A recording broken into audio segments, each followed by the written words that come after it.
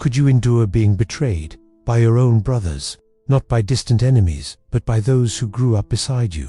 Have you ever fallen into a pit, not one made of stone, but of silence, abandonment, of not knowing why? Imagine being there, with no ground beneath you, no justice, no comfort, and yet, not losing yourself. Stay with me until the end of this video, because not every fall is an end. Sometimes, it's the beginning of what you can't yet see.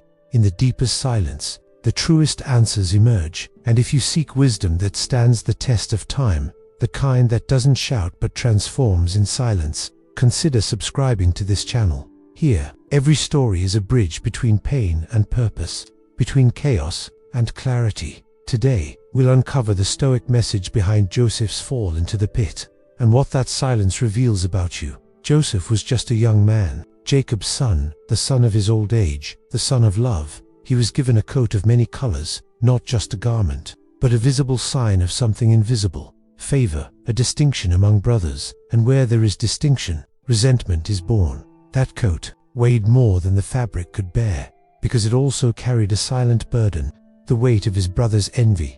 They couldn't stand his dreams, not just the content of the dreams, but the fact that he dared to dream at all. Dreaming came naturally to Joseph, but to his brothers, it was unbearable. And it was precisely because he dreamed that Joseph became a target of betrayal. One day, Jacob calls Joseph. His tone is calm, paternal. He asks him to go to the fields to check on his brothers tending the flock. Joseph agrees. He goes without hesitation. He goes with innocence, with trust, with a pure heart. He suspects nothing. He walks under the sun, crosses the fields. In his hands, he carries a message, but in his heart a longing to belong. But in the distance, long before he sees his brothers, they see him. Their hearts don't warm at his arrival. There's no fondness, no joy. Their minds had long been fermenting with old anger, the bitterness of unequal love.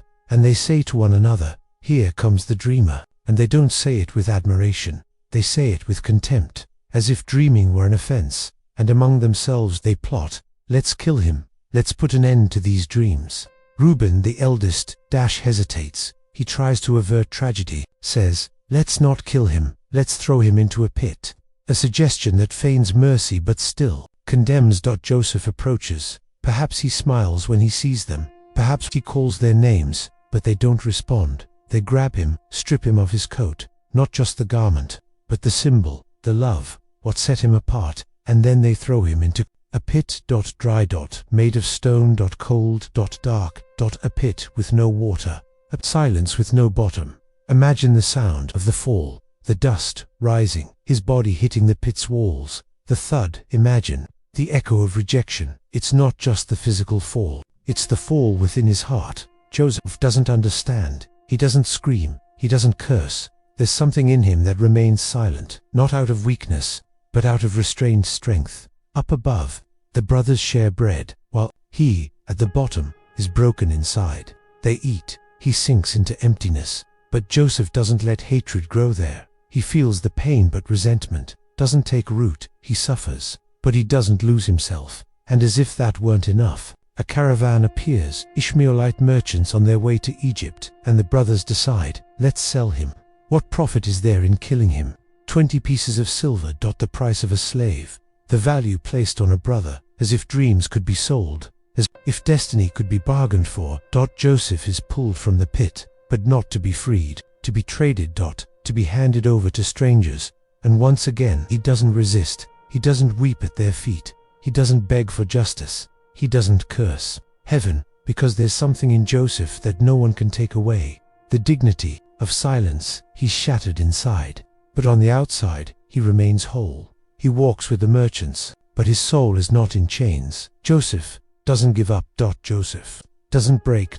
Joseph isn't lost. Joseph, at the bottom of that pit, represents more than an episode of pain. He is the living portrait of a soul that doesn't bow to chaos. There, where the world could have broken him, he chose not to surrender to rage, not to curse his fate, not to lose his way. He was thrown into the depths, but he didn't let the depth of the fall shape the height of his spirit. This is the essence of Epictetus' teaching. It's not things that disturb us, but our judgments about them. Joseph could have judged that situation as the end, as absolute injustice, as divine abandonment. But he didn't. He accepted what was beyond his control, and turned his attention to what was within, his mind, his posture, his silent faith, and that no one could control.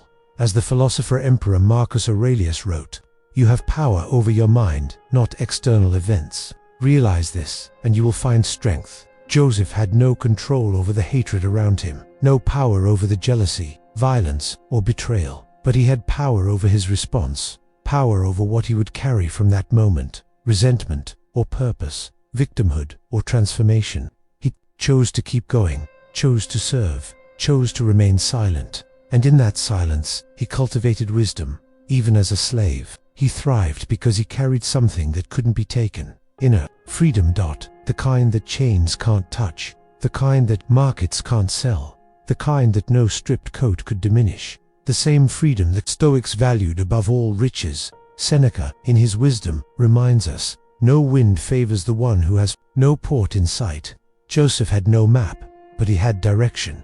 He didn't know what was coming, but he knew that staying true was the only way, and that was enough. This is the Stoic virtue of endurance, not the endurance of pride, not the endurance of hardening, but the endurance of silent maturity. Joseph didn't harden on the outside, he grew on the inside. While many tried to prove their strength by shouting, demanding, or asserting themselves, Joseph proved his by waiting in the depths, waiting in silence, waiting even when it seemed he was forgotten. Because, as Epictetus said, if you wish to improve, be content to appear foolish in external matters. Joseph seemed defeated, seemed discarded, seemed conquered by life. But within him, there was a hidden strength, a wisdom built without witnesses, a character that grows when no one is watching. True fortitude is silent, and that's what the Stoics always valued. Not applause, but integrity. Not public triumph, but inner mastery. Joseph, there in the pit, enslaved, sold, was already a giant, not in the eyes of men, but in the eyes of time. And perhaps that's why his story still echoes today, because it's not about escaping pain, but transcending it. And you? Have you ever fallen into an emotional pit? Not one made of stone, but one made of unspoken words, of piled up disappointments, of days when life seems to look right through you. Have you ever been betrayed by someone you trusted most? Maybe someone from your own home, someone who knew your heart, and still turned their back. Maybe you're still waiting for an apology that never came, or trying to understand why everything collapsed just when you believed the most. Have you ever felt forgotten by God and by people, as if you were in a deep, dark place where hope knocks but doesn't enter? Maybe today you're in that pit, and all you hear is the echo of your own thoughts. No answers, no promises, no maps. But what if this silence isn't punishment, but preparation?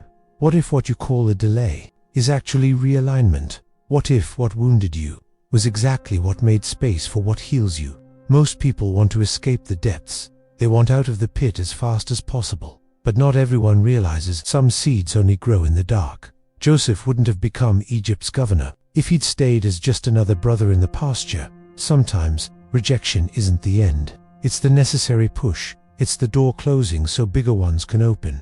It's the cut that makes space for new life to grow. Being rejected can mean being redirected. Painfully, yes, but purposefully. And you, who betrayed you, and you still haven't forgiven. How many times have you relived the moment everything fell apart? How many times have you wondered what you did wrong? What coat was taken from you that you're still trying to stitch back together? Maybe it was a position, a relationship, a dream. An identity that defined you for so long, that now, without it, you don't know who you are. Are you living your own invisible prison, smiling on the outside but trapped within, keeping up appearances while drowning in silence? If so, know this: you're not alone or lost, because even the bottom of the pit has solid ground, and it's there, at the limit, that the most powerful decision is born. The choice not to lose yourself. You can't control the fall, or the betrayal, or how long it's taking, but you can control one thing: who you become after it. You choose whether you emerge bitter or wiser, with open wounds or scars that teach, whether you repeat the pain of those who hurt you or break the cycle, because just like Joseph, you don't have to be defined by what was done to you, but by how you choose to respond. And if the pit teaches one thing, It's that what sustains you isn't outside, it's within and inside you. There's enough strength to turn pain into direction, silence into wisdom, the fall into resilience. The wise man doesn't choose the easiest path. He honors the one placed before him. Joseph didn't ask for dreams, but he embraced them. He didn't choose the pit, but he walked through it. He didn't seek pain, but he turned it into purpose. He fell, but didn't break, was betrayed, but didn't seek revenge, was forgotten, but didn't lose himself.